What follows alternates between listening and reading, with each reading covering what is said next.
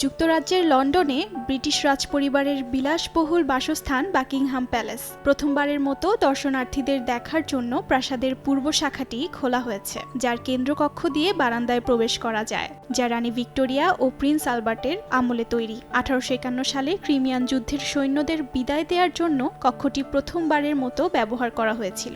এই সুন্দর কক্ষের ভেতর দর্শনার্থীরা দেখতে পাবেন নানা ধরনের সুসজ্জিত জিনিস।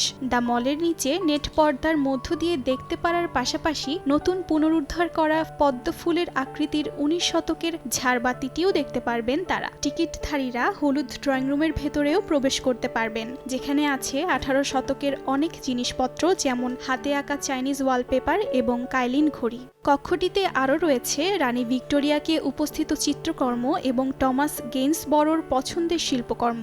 স্ট্রয়িং রুম ও বারান্দা পরিদর্শন করার জন্য টিকিটের মূল্য নির্ধারণ করা হয়েছে 75 পাউন্ড।